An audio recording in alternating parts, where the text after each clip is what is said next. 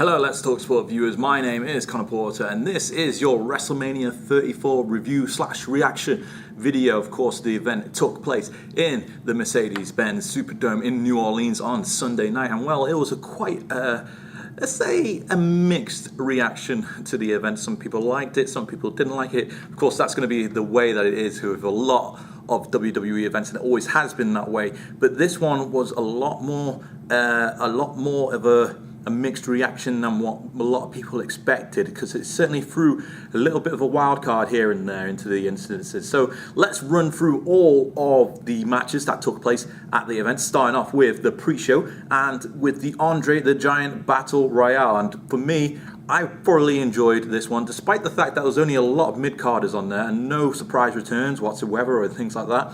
But we did still get a surprise, of course, with Bray Wyatt coming in at the end to help out Matt Hardy as he battled against the last three men in the Andre the Giant Battle Royale against Mojo Rawley and Baron Corbin. Of course, first off, Mojo Rawley got eliminated after Bray Wyatt threw him in the direction of Matt Hardy, and he got thrown over the edge, or one or the other, but still he got eliminated first. And then, of course, he had the incident with Baron Corbin, and Baron Corbin got eliminated, he threw over the edge there.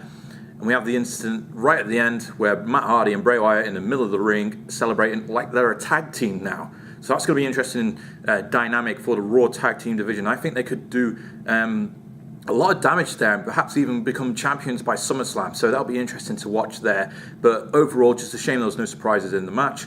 Moving on to the Cruiserweights, and it was a nice match, but once again, you can see that Vince McMahon's had an influence on this match. It's nothing similar to how we've had it on 205 Live. Technically, it was great, as it was expected to be by Cedric Alexander and Mustafa Ali, and I can't wait for the rematch, but just needed a little bit more in that one. Of course, Cedric Alexander came out on top, and he's now the new Cruiserweight champion, so it'll be interesting to see how they react to that this week on Monday Night Raw. And then the final pre-show match, of course, was the first ever WrestleMania Women's Battle Royale, and it was a good and a nice finish to it, especially with the Sasha Banks and the Bayley stare down in the middle of the ring, with Bayley getting the better of Sasha after the incident that happened at the Elimination Chamber, throwing him over the edge. But then once again, WWE pulls out a surprise, and really Naomi came into the ring and managed to win the match. And for me personally, I didn't like the finish of it because I felt like Naomi had overshadowed what happened in the pre-show, but hopefully they can move something forward with Naomi and get something going with her. But for me, it was more important for Bayley and Sasha to actually take advantage of that spot and progress forward from there. So now moving on to the main card itself, and that is, of course, starting off with the IC title match, the Intercontinental title match, if I can get my words out of my mouth, between Finn Balor, Miz, and Seth Rollins. And while it was a strong start to the show, I didn't really particularly like the finish too much. I would prefer to see Finn Balor come out on top, but Seth Rollins is not a bad alternative to it. I think WWE, though, missed the trick with not having Balor come out on top and finally, give him a big win without the Demon persona on a big stage, because, of course, in his Universal title matches, had the Demon come out, and in his other big matches, had the Demon come out, and he's won those matches. And it would have been nice to see him really come out on top on an occasion where he didn't really need the Demon to win the match for him. But Seth Rollins still a great alternative, and now he's a Grand Slam champion as well. Completes the set for the Shield. All the original three members of the Shield, Rollins, Dean Ambrose, and Roman Reigns, now are all Grand Slam champions. So a good night for the Shield right there, starting off strongly. Moving on to the SmackDown Women's title match between Charlotte Flair and Asuka. I think this is probably one of the best women's matches that has ever taken place at WrestleMania in WrestleMania history. Surprisingly, though, Asuka's streak did get ended by the Queen. The Empress of Tomorrow is no longer undefeated. Her streak is now over. Surprising, but not unexpected in my opinion, because I didn't think really that the Asuka streak was all that. It wasn't really fantastic in a way, or really publicized in a way by WWE to signify that it was something significant to be beaten. Only really pushed forward once Asuka made her way to the main roster, and whilst it could have gone on for longer, I think it was the right time to end it, because now Asuka can be built up as a wrestler rather than having to live by her streak, and we can actually appreciate her wrestling skills rather than wondering whether or not she's going to stay undefeated. So a good decision by WWE in my opinion, but surprising nevertheless that Charlotte managed to retain her title on the grandest stage of them all. Moving on to the US title match between Rusev, Jinder Mahal, Randy Orton, and Bobby Roode. And, well, for me, this was the first bad match of the night. I didn't particularly like how it unfolded. It seemed like the finish is city throughout.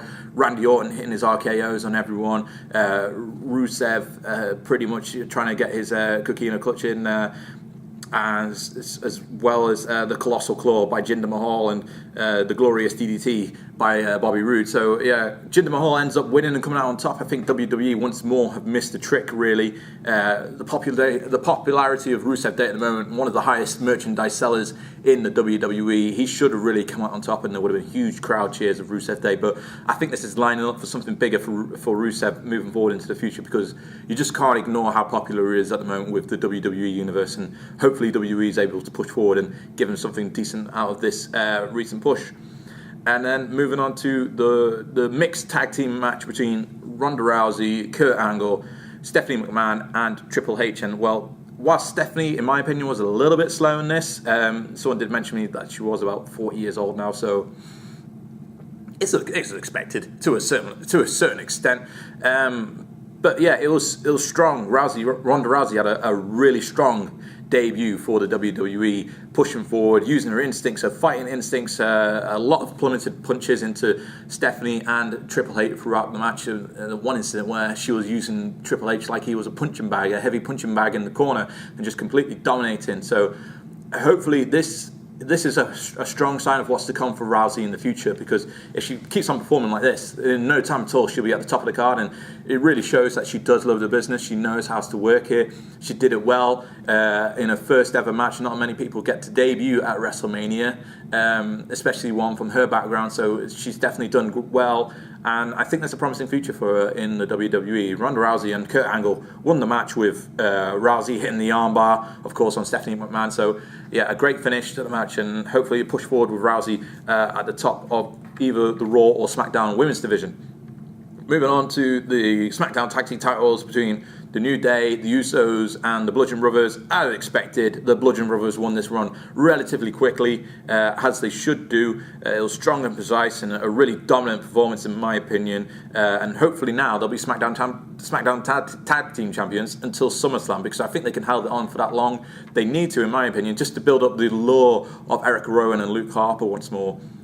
Because that was kind of robbed of them when they left the Wyatt family. They didn't really build on that much, but hopefully now that they are under new repackaging of the Bludgeon Brothers, they can improve and capitalise on this new momentum built on from WrestleMania.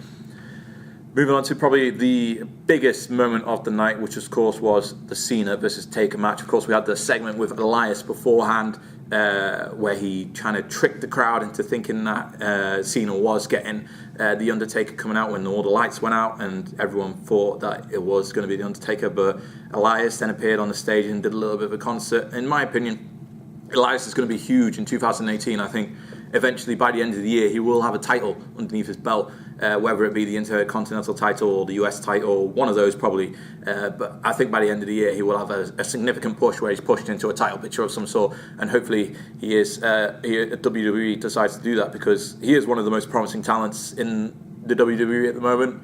He's pretty much way over with the fans, with how he reacts to him, with the singing, and how he takes the mick out of them, like a traditional heel should. And, he's worked that well, where he wasn't really a success in NXT, but this time around he is a success, so hopefully he can push forward from that. And then moving on to the Cena Taker match itself. Lightning come down, the cloak and his hat appears in the ring, and then the lightning strikes it disappears, and then suddenly the gongs, you hear the gongs, the crowd's cheering, and, he's here, the dead man has arisen, he is back, the Undertaker, 1 year on from being defeated by Roman Reigns at WrestleMania 33. And, this time around he looked stronger than what he did then in 2017. And he had a better performance, in my opinion. It was still quite a short match.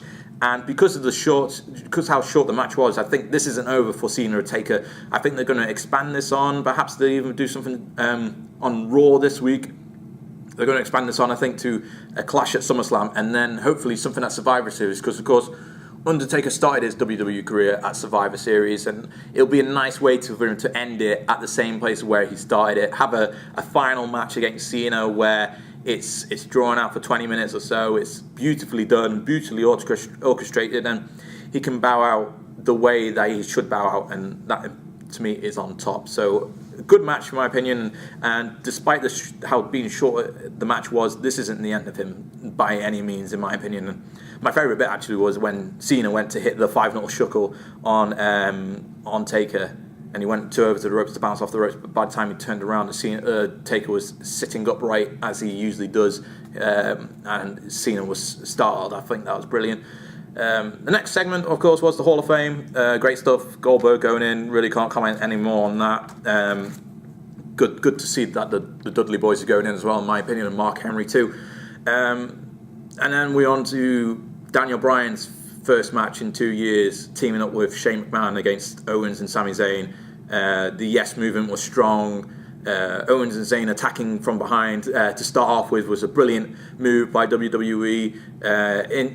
Immediate heat towards them, so a fantastic start, and Daniel Bryan being out of it, and Shane McMahon having to fight on his own, but then Daniel Bryan comes out of nowhere and back into the game he goes, and then he makes Sami Zayn tap to the Yes lock, and the crowd goes crazy, and it's such a beautiful sight to see Daniel Bryan back in the ring once more. So hopefully WWE pushes on and gives him a championship match in the future, hopefully at SummerSlam. Next on the card, of course, was the Alexa Bliss versus Nia Jax for the Raw Women's title. A strong win for Nia. Change of pace now on Raw with Alexa Bliss no longer being a champion. So hopefully we'll be able to get some nice booking for Nia Jax after all these years now, where she's been built as a dominant figure but not really pushed as one. And hopefully WWE decides to go in that direction. But other than that, not really much to comment on it, because it was kind of a short match, and you know, it was one of those where it was a little bit of a downgrade on it, but not really too much. And then we had the Nakamura versus Styles match for the WWE Championship. Nakamura's entrance was awesome, just the guitar playing and the violins as he walked down the middle of them, beautifully presented, and a good moment for him. A lot of good moments in this match as well, but not as good as the one that they had at WrestleMania, Wrestle Kingdom, back in Japan. Unfortunate for that. Styles retains. A little bit surprised me, because I thought Nakamura might be able to get his moment and win at WrestleMania, but he did have his moment at WrestleMania, because of course when he presented the championship back over to Styles, he did give him a low blow, unexpected low blow, an unexpected heel turn for Nakamura as well. Let's see how this develops on SmackDown this coming week. Styles retaining though after the end of the match. And then Strowman versus Cesaro and Sheamus. He finally revealed his Mystery tag team partner, but it wasn't who anyone expected at all. It was just a kid out of the audience. I mean, come on, WWE. There was so much that they could have done here, but instead they decided to go for a kid. They could have brought back a return. They could have brought back a star that hasn't been in the company for years, but they go with a kid. Whilst this is now the most interesting storyline out of everything that's happened at WrestleMania, because we want to know how this is going to develop. Is someone else going to be tagging with Strowman every single week to help defend the titles? It's going to be interesting to see. I don't think we might see that kid again tonight on Raw, but I think that's about it. I don't think we're going to see him every week. He'll be unexpected if we do see him every week. But yeah, that's why it is one of the most interesting storylines coming out of WrestleMania this year, just to see how it develops and how WWE decides to run with it. And then the final match, the main event, Roman Reigns taking on Brock Lesnar for the Universal Championship. Unfortunately, whilst this was a brutal match, because Roman Reigns did get cut open during the match, this was largely underwhelming. It was built up as a match where Brock Lesnar was expected to depart the company once the match was over, but he managed to retain the title unexpectedly by a lot of fans. A lot of fans really disappointed with how it unfolded. Of course, once, in my opinion, watching it back, once you saw Roman Reigns' head bust open, you knew that he wasn't going to come out as the victor in this match, because either A, they would have to clean it up really quickly, which they didn't, because they let him just bleed out all over his face and it just looked horrific, and B, you can't really have your main event finishing with the champion holding up the title in the middle of the ring with blood all over his face, because otherwise we're going back to the Attitude Era and that kind of stuff, and that's not the direction which WWE wants to go in. So unfortunate really that it had to end that way. Heel turn has to be coming over for Roman Reigns now. I don't see it happening any other way. That is the only way that they can really salvage this main event, because it was really poor otherwise. But overall, it was a good show. I'm not criticizing it too badly. The finish to the show was bad. It started strong, but it was finished really bad. Raw needs to save this though for this week. Raw needs to save it.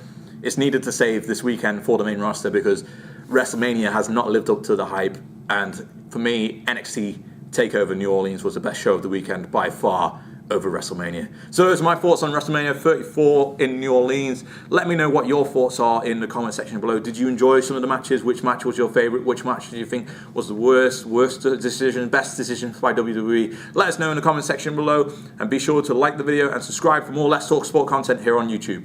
Goodbye for now.